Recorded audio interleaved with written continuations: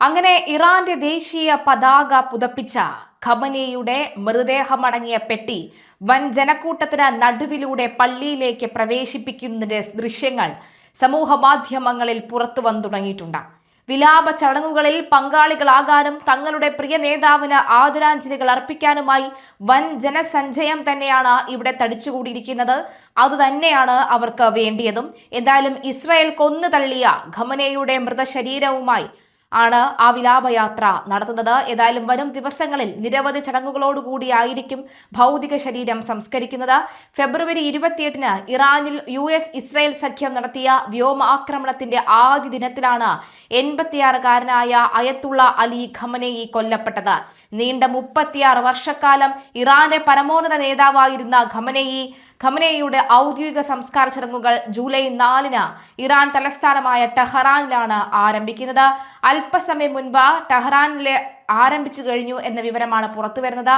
തുടർന്ന് ജൂലൈ 9-നാണ് ഖമനേയിയുടെ ജന്മനാടും വടക്കുകിഴക്കൻ ഇറാനിലെ പുണ്യനഗരവുമായ മഷാദിൽ ഭൗതിക ശരീരം അടക്കം ചെയ്യുന്നതോടെ ചടങ്ങുകൾ സമാപിക്കുന്നത്.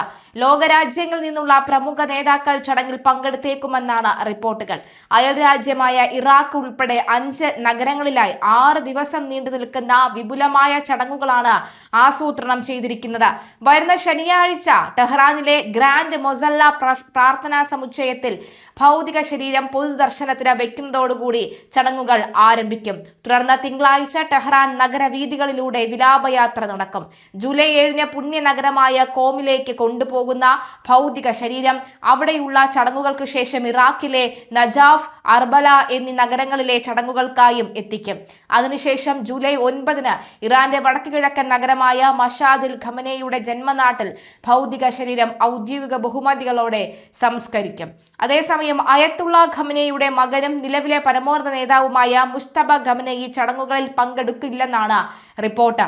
സുരക്ഷാ കാരണങ്ങളാൽ സ്വന്തം പിതാവിന്റെ ശവസംസ്കാര ചടങ്ങുകളിൽ നിന്ന് മുസ്തബ വിട്ടുനിൽക്കുകയാണ്.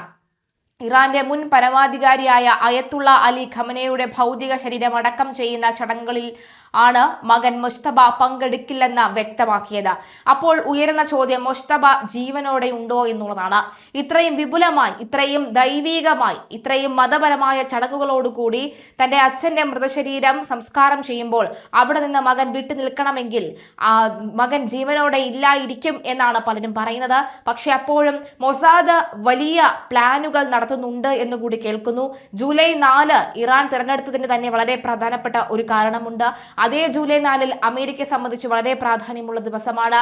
അതുകൊണ്ട് തന്നെ ആ ദിവസം നടക്കാനിരിക്കുന്ന ഈ ശവസംസ്കാര ചടങ്ങുകളിൽ അത് തുടങ്ങുന്നതിന് മുന്നേ തന്നെ മൊസാദ് എന്തോ വലിയ കാര്യമായി പ്ലാൻ ചെയ്യുന്നുണ്ട് എന്ന വിവരവും പുറത്തു വരുന്നുണ്ട്. എന്തായാലും അയത്തുള്ള അലി ഖമനേയുടെ ഭൗതിക ശരീരം അടക്കം ചെയ്യുന്ന ചടങ്ങുകളിലാണ് മകൻ മുസ്തബ പങ്കെടുക്കില്ല എന്ന് വ്യക്തമാക്കിയത്.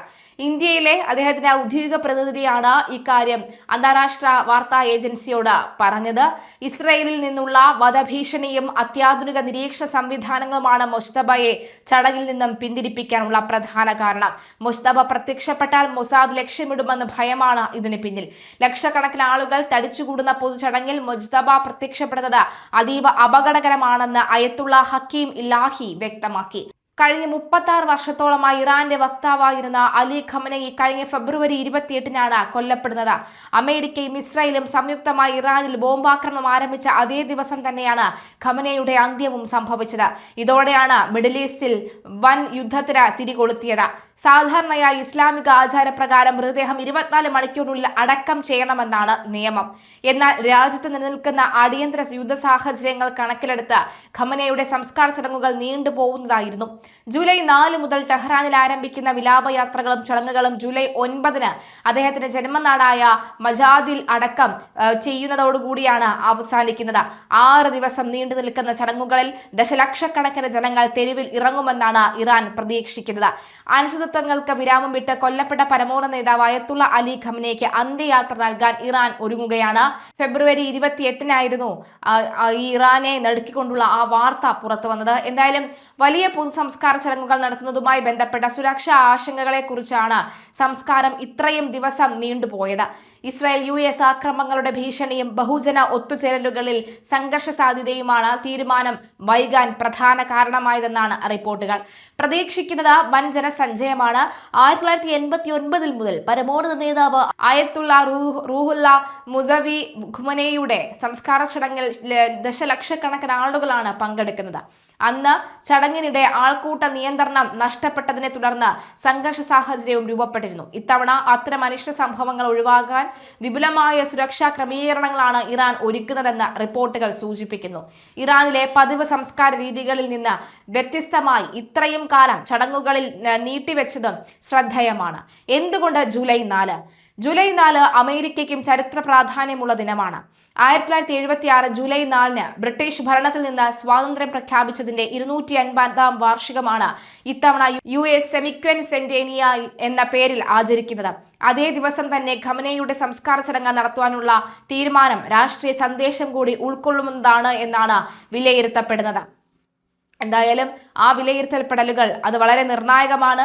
നിലവിലെ സാഹചര്യത്തിൽ അയത്തുള്ള ഖമനേയുടെ മകൻ എത്തില്ല എന്ന് തന്നെയാണ് പറയുന്നത്. മകൻ എത്തുകയാണെങ്കിൽ തീർച്ചയായും മൊസാദ് നീക്കം നടത്തുമെന്ന കാര്യത്തിൽ യാതൊരു